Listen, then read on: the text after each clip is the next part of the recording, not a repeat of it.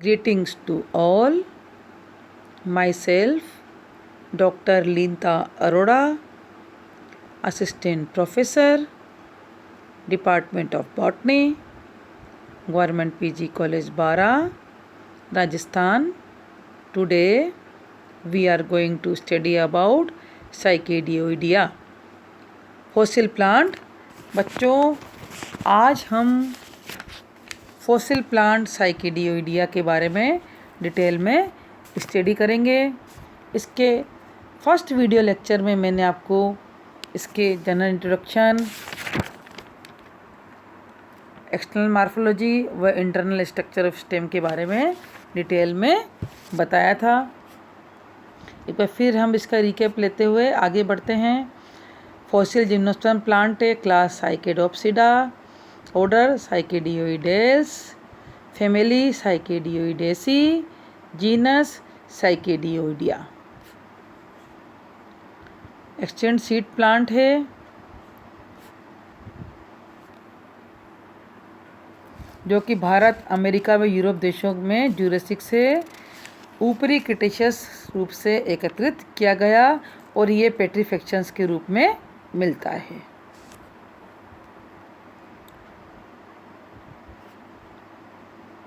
Morphological features मैंने आपको पिछले वीडियो में बता ही दिए हैं। इसका तना अंडाकार, गोल, छोटा होता है। ये सारे माइक्रो मॉर्फोलॉजिकल फीचर्स थे, ये मैं आपको पिछले वीडियो में बता चुकी हूँ। इसका डायग्राम भी मैं आपको पिछले वीडियो में समझा चुकी हूँ। बच्चों, एनाटॉमी ऑफ साइकेडियोइडिया भी मैंने आपको पिछले वीडियो में समझाया था कि इसमें Wester bundle conjoint, collateral and arch होते हैं। साइफन स्टील था। सेकेंडरी जाइलम प्रेजेंट था। द्वितीय कास्ट उपस्थित थी इसके अंदर। द्वितीय जाइलम में सीढ़ीनुमा वाहिनिका उपस्थित थे। गर्तमय वाहिनिका भी इसके अंदर उपस्थित थे। ये इस डायग्राम में क्लियर नजर आ रहे हैं। अब हम आते हैं reproductive organ of Cycadeoidea. Reproductive organs of Cycadeoidea के जननांग।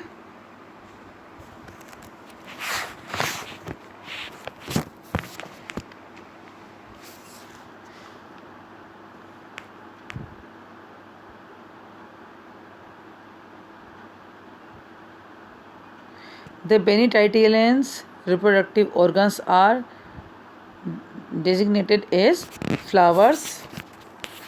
इसके जननांग पुष्प कहलाते हैं। The flower buds in the plants were persist in the axil of leaf bases.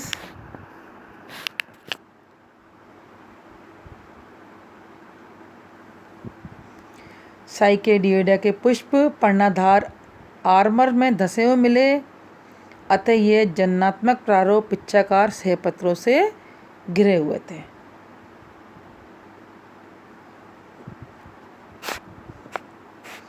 द्विलिंगी पुष्प एक छोटा वृंतयुक्त होता था। ये तने के पार्श्वी भाग में पर्णाधार से के मध्य से निकलता था तथा परिपक्वता पर 6 सेंटीमीटर लंबा हो जाता था। मेनली क्या है, साइकेडियोइडिया के पुष्प जो हैं पर्णाधार आर्मर में धसे हुए मिले, अतः ये जन्नात्मक प्रारूप पिच्छाकार सहपत्रों से गिरे हुए थे। ये सहपत्र सर्पिल क्रम में लगे हुए थे।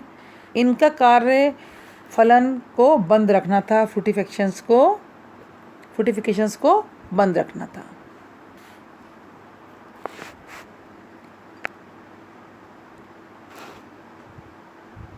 As many on 500 flowers but were persist on a single trunk in species such as Psychedioidea dartoni.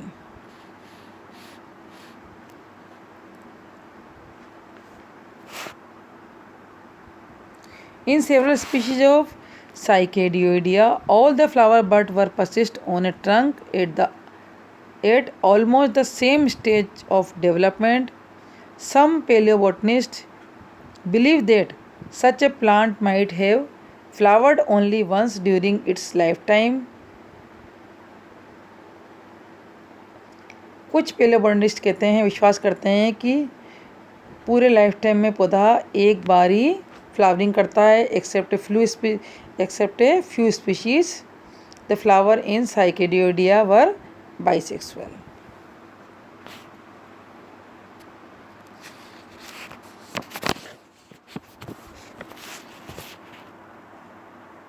तने के अक्ष से कुछ सेंटीमीटर नीचे की ओर 150 की संख्या में करीब रोमिल छहपत्र हेरी बेक्ट सर्पिलाकार क्रम में व्यवस्थित थे, जो नर व मादा जननांग को सुरक्षा प्रदान करते थे।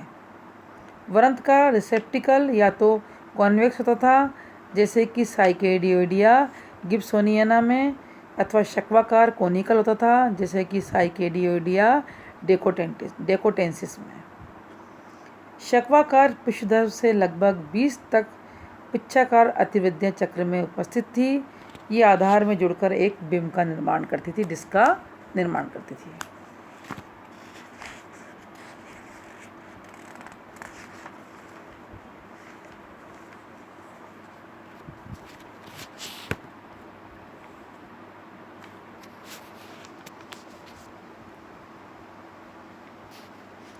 hermaphrodite flower developed on a short pedicel। Short pedicel पे hermaphrodite flowers डेवलप होते थे। इसमें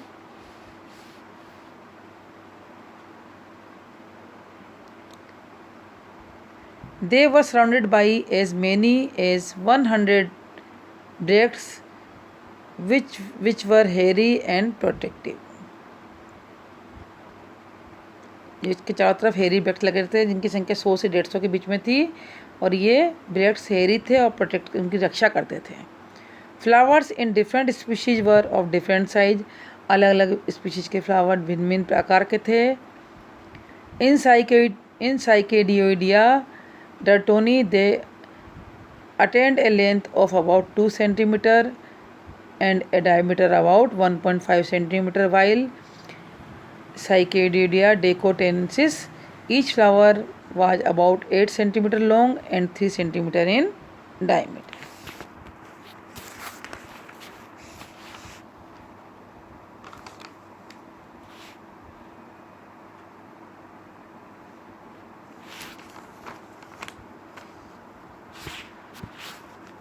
तने के अक्ष के नीचे कुछ रोमिल छहपत्र लगे हुए थे, जिनकी संख्या 150 के आसपास थी। ये सर्पिलाकार क्रम में व्यवस्थित थे, जो नर मादा जननांग को सुरक्षा प्रदान करते थे। वरंत का पुष्पधर रिसेप्टल या तो अवतल होता था, जैसे कि साइकेडियोडिया गिब्सोनियाना में, और या कोनिकल होता था साइकेडियोडिया डेकोटेंसिस में। शक्वाकार पुष्पधर से लगभग 20 तक पिच्छाकार अतिविधियाँ उपस्थित थी। ये आधार में जुड़कर एक बिंब का निर्माण करती थी।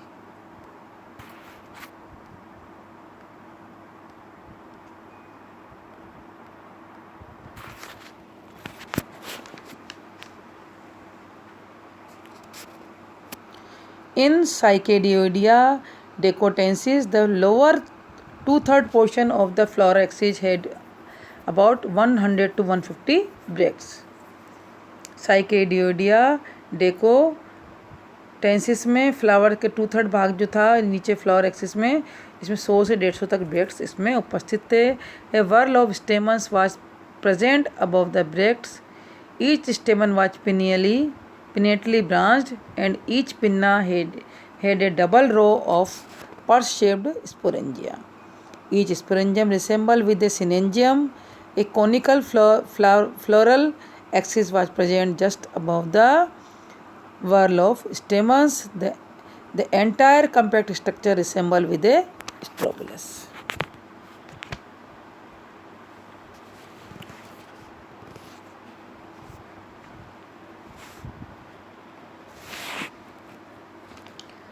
वायरलैंड तथा डबर वायरलैंड व डल्वरयोस ने साइकेडियोडिया के लघु बीजाणुपर्ण का अध्ययन किया। वायरलैंड के अनुसार प्रत्येक लघु बीजाणुपर्ण में एक सेंट्रल रेकिस उपस्थित होता था। मध्य पिच्छाक्ष उपस्थित था, जिस पर एकांतरण क्रम में पिन्ने लगे रहते थे, पर्णक लगे होते थे। इन पर्णकों पर छोटे छोटे वृंतयुक्त सेम के आकार के परागकोष्ठ या सिनंजिया 2 पंक्तियों में उपस्थित थे।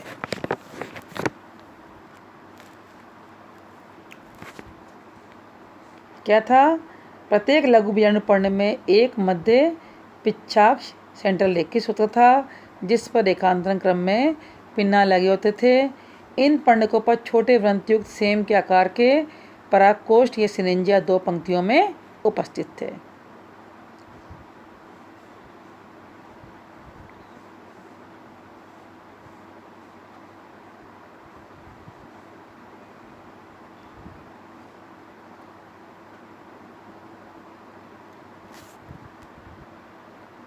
ये आपको इसका डायग्राम नज़र आ रहा है। स्ट्रोबिलस है, इसमें ब्रैक्ट्स नज़र आ रहे हैं, चारों तरफ बहुत सारे ब्रैक्ट्स दिख रहे हैं बच्चों।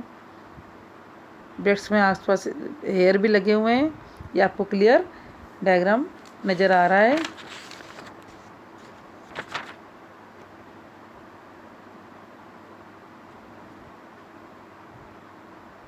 सेंट्रल में कोन एक्सिस भी दिखाई दे रही है इसमें।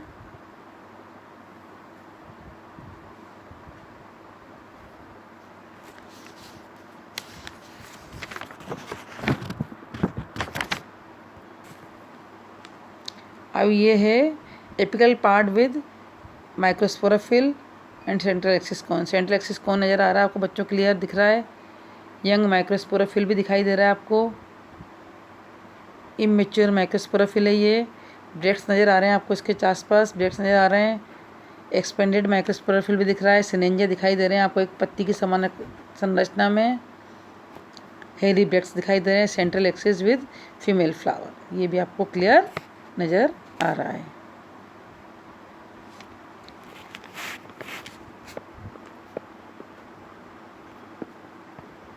Microsporophyll in Cycadioidea. According to Wheatland, the endoecium or pollen bearing region consists of about 20 pinnae.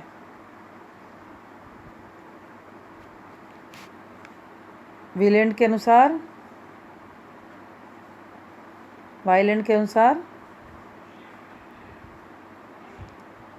The androecium और पोलन बेयरिंग रीजन जो होता है वो उसमें करीब 20 पिन्ने होते हैं। माइक्रोस्पोरोफिल दीज वर समवाट फिक्स्ड और यूनाइटेड एट द बेस। माइक्रोस्पोरी कभी कभी बेस से या तो फिक्स होती है, यूनाइटेड होती है। Bean shaped pollen capsule were arrange in 2 rows on each pinna of the sporophyll. ये 2 rows में लगे होते हैं। इन पर्णकों पर छोटे वृंतयुक्त सेम के आकार के परागकोष्ठ सिनेंजिया 2 पंक्तियों में उपस्थित थे। वायलैंड का मानना था कि खुली अवस्था में रह सकते हैं, जबकि डलवरियोस का मत है कि कभी खुली अवस्था में नहीं रहते, क्योंकि आज तक कोई भी लघु बीजाणु पर्ण खुली अवस्था में प्राप्त नहीं हो सका है। डलवरियोस ने साइकेडियोइडिया पर अध्ययन करने के उपरांत बताया कि लघु बीजाणु पर्ण सदैव आधार से जुड़े रहते थे तथा इसका दूरस्थ भाग जो था वह मजबूत था, उसमें कहीं फ्यूजन होने के चिन्ह उपस्थित नहीं थे।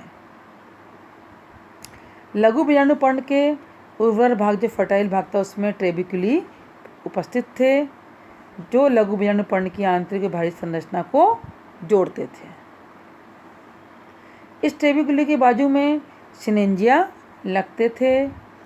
लघु बीजाणु पर्ण के आधार पर स्थित स्फुटन रेखा से सिद्ध होता है कि यह एक इकाई के रूप में गिरता था। साइकेडियोइडिया तथा आवर्ती पादपों के पुष्प में समानता पाई गई।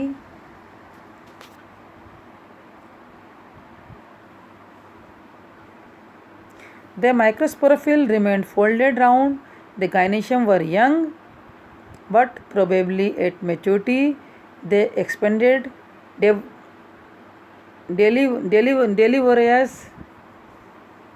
Delverios 1960 however opened that the microsporophyll never expanded. उन्होंने कहा कि माइक्रोस्पोर खुली अवस्था में नहीं पाए जाते हैं। He further concluded that Sinengia bearing structure described as pinnae by Wheatland 1906 were similar to the trabeculae.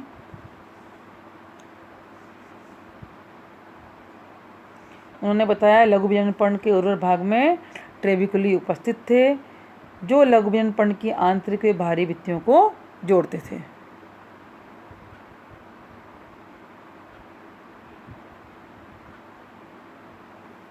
These trabeculae established a connection between outer and inner wall of the endometrium.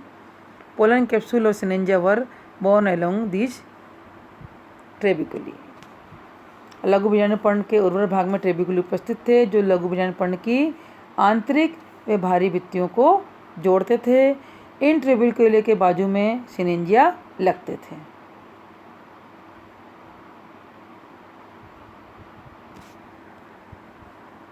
Several 20 to 30 pollen cells or microspongia were present in the pollen capsule or synengium. The wall of the synengium consisted of outer palisade-like thick-walled cells followed by thin-walled layer and then tapetum. The tapetum was not clearly demarcated. The pollen grains were oval in shape and measured up to 68 f1 in length.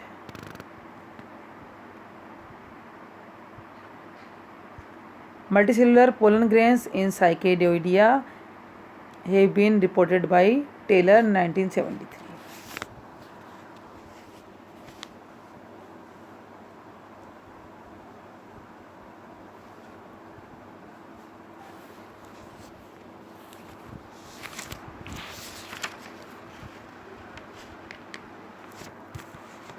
एक बार इसको फिर मैं repeat करती हूँ बच्चों।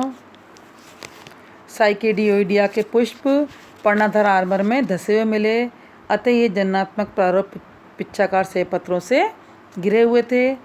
ये सेहपत्र सर्पिल क्रम में लगे हुए थे। इनका कार्य फलन को बंद रखना था। साइकेडियोडिया के पुष्प के बाहर की ओर परिदल पुंज पेरियंत का घेरा था। इसमें पुमंग व जायांग उपस्थित थे। पुंकेसर अथवा लघु बीजाणु पर्ण की संख्या 8 से 12 तक थी। इसकी लंबाई 12 सेंटीमीटर तक थी। लघु बीजाणु पर्ण आवरण द्वारा आधार से जुड़े हुए थे। ये पिच्छाकार थे। लघु बीजाणु पर्ण के दोनों तरफ करीब 10 जोड़े पिच्छकों के लगे हुए थे। प्रत्येक पिच्छक की दोनों पार्श्व कतारों में सिनेंजिया उपस्थित थे जो करीब 30 कोष्ठ के युक्त थी। पुष्पीय अक्ष चौड़ा होकर बीजांडीय पात्र ओवलिफेरस रिसेप्टिकल बनाता है। इसकी आकृति शंकु जैसी होती है, इसलिए इसे बीजांडीय शंकु ओव्यूलेट कोन भी कहते हैं। इस पात्र में कई गुरु बीजाणु पर्ण लगे रहते हैं।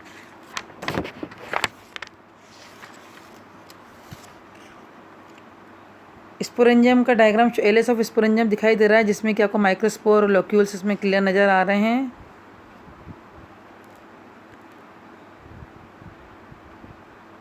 अब ये टीएस ऑफ स्पोरेंजियम दिख रहा है आपको बच्चों। इसमें माइक्रोस्पोर और वॉल ऑफ सिनेंजियम दिख रहे हैं, क्लियर नज़र आ रहे हैं बच्चों। अब हम आते हैं इसके gynoecium of साइकेडियोइडिया।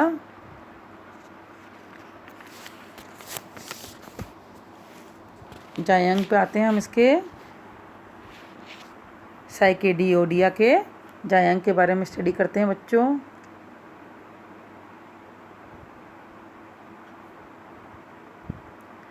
The gynaecium रिसेप्टिकल was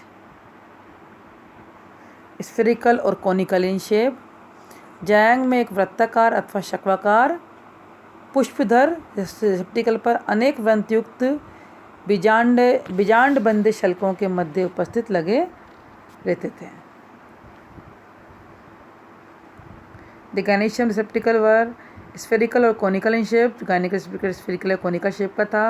100 of the stalked ovules along with an approximately equal number of intraseminal scales were present on the receptacle. जायंग में एक वृत्ताकार अथवा शंक्वाकार कोनिकल रिसेप्टिकल था जिस पर अनेक व्रंतयुक्त बीजांड बंधे शल्कों के मध्य उपस्थित थे, इंटरसेमिनल स्केल्स के मध्य उपस्थित थे।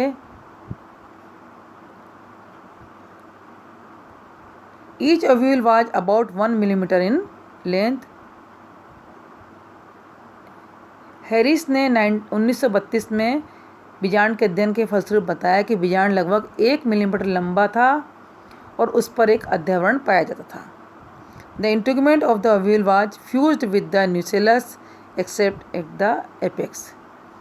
उस पर अध्यावरण पाया जाता था जो बीजांड का केवल 3/4 भाग तक ही जोड़ा रहता था, ऊपर का भाग इसका मुक्त था। द ओव्यूल वाज ऑर्थोटोपस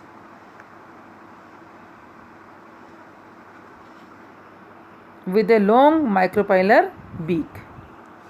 बीजांडकाय में बीजांड का एक चोंच तथा परागकोष्ठ भी मौजूद थे। ऋजु बीजांड में बीजांड द्वार माइक्रोपाइल काफ़ी विकसित था। The ovule was orthotropous with a long micropylar beak, यानी कि इसमें माइक्रोपाइलर बीक काफ़ी विकसित थी, लॉन्ग थी। The pollen chamber and nucellar beak was present in each ovule.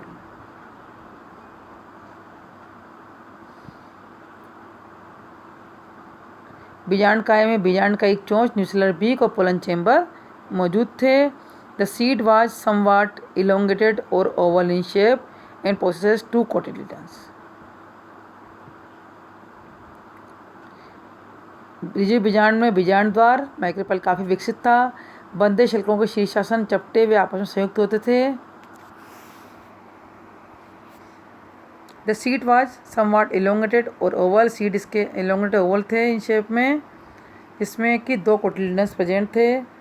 क्रेफ्ट and Delevoryas 1972 reported a linear tetrad in the nucellar region of Cycadeoidea. ऋजु बीजांड में बीजांड द्वार काफ़ी विकसित थे।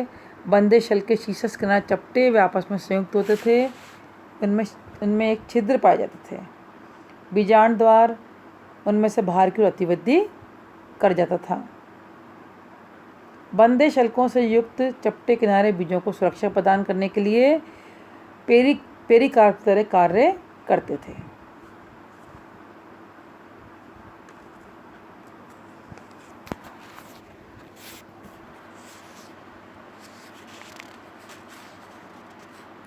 बीजांड इसमें रिजिड प्रकार के थे। बीजांड में बीजांड द्वार अध्यावरण उपस्थित थे। साइकस की तरह इसके अध्यावरण की बाहरी व आंतरिक परत कठोर थी, जबकि मध्य की परत इसकी गूदेदार थी। बीजांड का चोंच भी इसमें उपस्थित थी। अध्यावरणी शल्क में अनेक गुरु बीजाणु शल्क अनेक थे, वे जो गुरु बीजाणु पर्णों के बीच में उपस्थित थे। इनके द्वारा पेरिकार्प का निर्माण हुआ। बीजांड द्वारा बने बीज का अध्यावरण स्तर कठोर बन जाता था। इसमें द्विबीजपत्र युक्त भ्रूण उपस्थित था। साइकेडियोडिया में प्राग्नली अनुपस्थित थी। ये फीमेल स्ट्रोबिलस आपको दिखाई दे रहा है।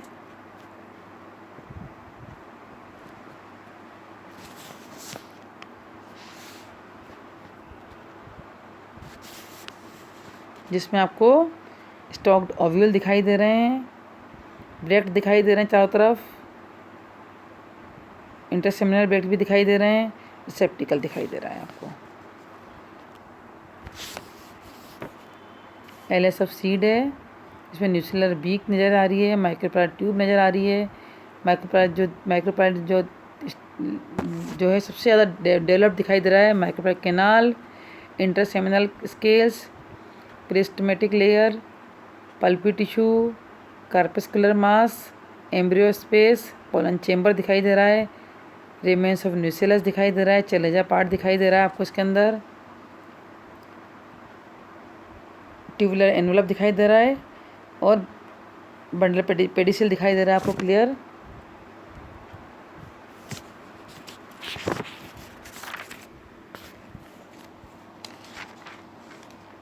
अब हम इसकी थोड़ा सा एफिनिटीज़ के बारे में भी बच्चों देख लेते हैं। साइकेडियोइडिया की एफिनिटीज जो हैं, ये पादप जो है फर्न व साइकेड पादपों से समानता रखता है। फर्न से क्या समानता है इसकी तरुण पत्तियों में फर्न की भांति कुंडलित किस्ले विन्यास पाया जाता था। तने पर पूर्णतः स्थायी पर्णधार द्वारा आच्छादित होती थी। संवहन मंडल में प्रोटोजाइलम की मध्याधारिक स्थिति थी। पत्तियों में पर्ण अनुपद सीधे ही तने के वलकुट से होकर पत्तियों में जाते थे। बीजाणुधानियाँ संयुक्त होकर फन समान सिनेंजिया बनाती थी। इसके कुछ लक्षण साइकस से मिलते जुलते हैं।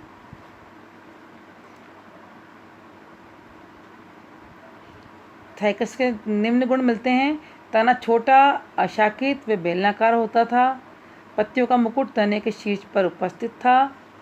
तरुण पत्तियां व गुरु बीजाणुपर्ण पर सघन रोम रेमेंटा उपस्थित होते थे, परंतु साइकस में एक कोशिकीय रोमों के विपरीत ये शल्कबद्ध बहुकोशिकीय होते हैं। साइकस समान इन पर सुव्यवस्थित शंकु लगते थे, परंतु इनमें 22 स्पोरेंजिएट शंकु पाए जाते थे। ये इनकी एफिनिटीज हैं साइकस से, और फन से इसकी समानताएं हैं। ये चैप्टर कंप्लीट हुआ बच्चों, साइकेडियोइडिया। अब बच्चों आप साइकेडियोइडिया को डिटेल में अच्छे से बच्चों पढ़ लीजिएगा। Fossil gymnosperm, Cycadeoidea. धन्यवाद बच्चों, थैंक यू सो मच।